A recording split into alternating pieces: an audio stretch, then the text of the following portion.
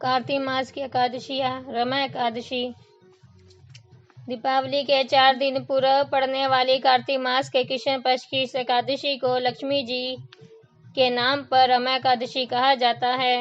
इस दिन भगवान विष्णु के पूर्ण अवतार श्री कृष्ण जी के केशव रूप की पूजा आराधना की जाती है।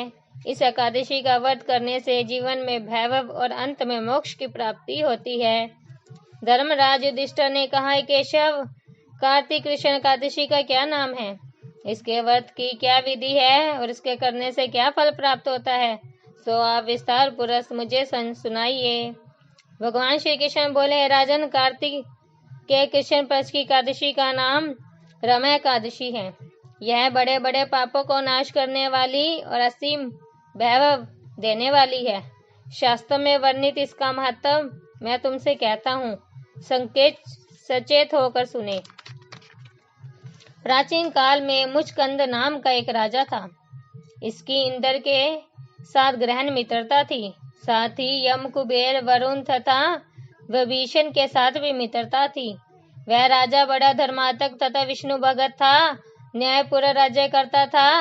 राजा मुचकंद के एक कन्या थी जिसका नाम चंद्रभागा था। उस कन्या का विवाह चंद्रसेना के पुत्र शोभन के साथ हुआ। एक समय शोभन अपने सुवासु मुचकंद के घर आया। उन्हीं दिनों जल्दी ही पुण्यदानी रमा एकादशी आने वाली थी। व्रत का दिन समीप आया तो चंद्रभागा को अंत्य सोच उपदन हुई कि मेरा पति बहुत दुर्बल है और मेरे पिता की व्रत के बारे में आज्ञा अति कठोर है। दक्षिणी को राजा ने ढोल बजाकर सारे राज्य में घोषणा करवा दी कि रमा एकादशी को सभी व्रत करेंगे। घोषणा को सुनते ही शोभन को अंत्य चिंतित हुई और अपनी पत्नी से बोला, मुझे क्या करना चाहिए, मैं किस प्रकार भूख सहन नहीं कर सकता। ऐसा उपाय बताओ कि जिससे मेरा प्राण बच सके, अन्यथा मेरे प्राण अवश्य चले जाएंगे। चंद्रभागा कहने लगी, हे स्वामी, मेरे पिता के राजा में एकादशी की कोई भी भोजन नहीं करता। हाथी, घोड़ा, ऊंट, बिल्ली, गौ आदि भी तृण और जल आदि ग्रहण नहीं कर सकते। फिर मनुष्य का तो कहना ही क्या है। यदि आप भोजन करना चाहते हैं तो किसी दूसरे स्थान पर चली जाइए, क्योंकि यदि आप यहाँ रहेंगे तो अवश्य ही व्रत करना पड़ेगा। ऐसा सुनकर शोभन कहने लगे, प्रिय, तुम्हारे साथ मैं भी व्रत करूंगा। जो भाग्य में होगा वह देखा जाएगा। ऐसा विचार कर उसने व्रत किया और वह भूख व प्यास से अंत्य पीड़ित होने लगा।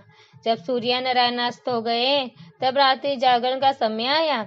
यह जागरण वैष्णव को तो अंत्य हर्ष देने वाला था, परंतु शोभन को अंत्य दुखदायी लगा। प्रत्यय काल होते ही शोभन के प्राण निकल गए। तब राजा ने चंदन की चिंता में उसका देह संस्कार कराया, परंतु चंद्रभागा ने अपने पिता की आज्ञा से अपने शरीर को दंग नहीं किया। शोभन की अंत्येष्टि क्रिया करने के पश्चात अपने पिता के घर में ही रहने लगी। रमा एकादशी के व्रत के प्रभाव से शोभन मंदराचल पर्वत पर धन धान्य से भरपूर तथा शत्रु से रहित एक सुंदर देवपुर को प्राप्त हुआ। वह अंत्य सुंदर रत्न और वैदिक मणि, चटिक स्वर्ण के खंभों पर निर्मित अनेक प्रकार की स्फटिक मणि से शोभित भवन में सिंहासन पर आरूढ़ हुए श्वेत चट और चवर, मस्तक पर किरीट, कानों में कुंडल, कंठ में हार, बहु में कपूर विभूषित गंधर्व अप्सराओं से घिरा हुआ।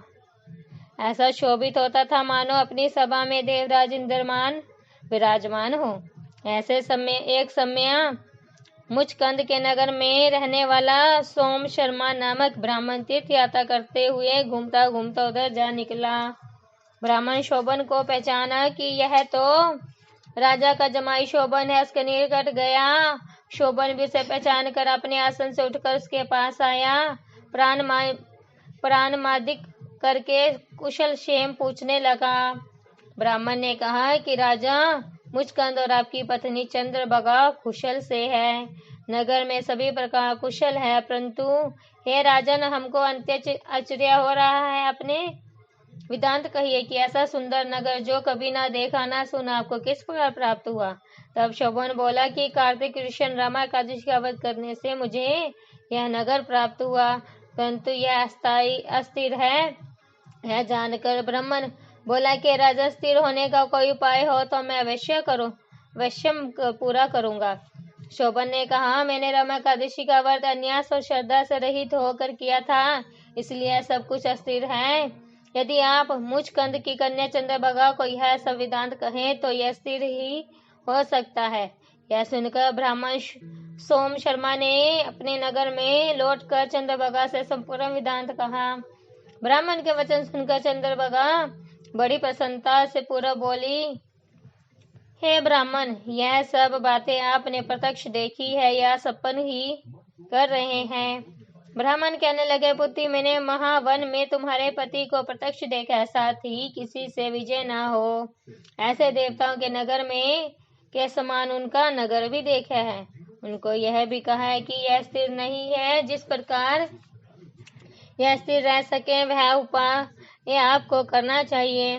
चंद्रभागा कहने लगे, विपर, तुम मुझको वहां पर ले चलो। अधिपति देव के दर्शन की मेरी तीव्र लालसा है। मैं अपने किए हुए पुण्य से उस नगर को स्थिर बना दूंगी। आप ऐसा उपाय कीजिए जिससे उनका और मेरा मिलन हो जाए। अति कृपया होगी, आपको पुण्य भी मिलेगा। सुषम चंद्रभागा को साथ लेकर मंदराचल पर्वत के समीप कामदेव ऋषि के आश्रम में गया।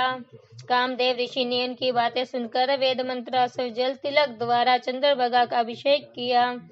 तब ऋषि मंत्र के प्रभाव एकादशी के व्रत से चंद्रभागा का शरीर दिव्य हो गया और वह अंत्य प्रसन्नता के साथ अपने पति के निकट गई। अपनी प्रिय पत्नी को आते देख शोभा अंत्य प्रसन्न हुआ, उसको बुला अपनी बाई तरफ बिठाया। चंद्रभागा ने कहा, हे प्राणनाथ, आप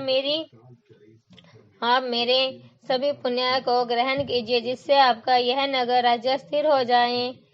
जब मैं 8 वर्ष की थी तब से ही एकादशी के व्रत को पूर्ण श्रद्धा पूरे विधि विधान के साथ करती आ रही हूँ। इस पुण्य के प्रताप से आपका यह नगर स्थिर हो जाएगा तथा समस्त कार्य होकर प्रलय के अंत तक रहेगा। इस प्रकार चंद्रभागा दिव्य रूप धारण कर तथा दिव्य भूषण और वस्त्रों से सुजित होकर अपने पति के साथ रहने लगी।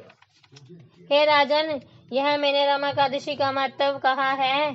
जो मनुष्य इस व्रत को करते हैं उनके समस्त पाप नष्ट हो जाते हैं। कृष्ण पक्ष और कुशल पक्ष दोनों की एकादशी समान है, इनमें कोई भेद नहीं। जो भी मासों की दोनों एकादशी के व्रत रखता है, उनके महत्व पढ़ता अथवा सुनाता है, वे समस्त पापों से छूटकर विष्णु लोक को प्राप्त होते हैं, इसमें कोई संदेह नहीं। बोलो रमा एकादशी की जय हो।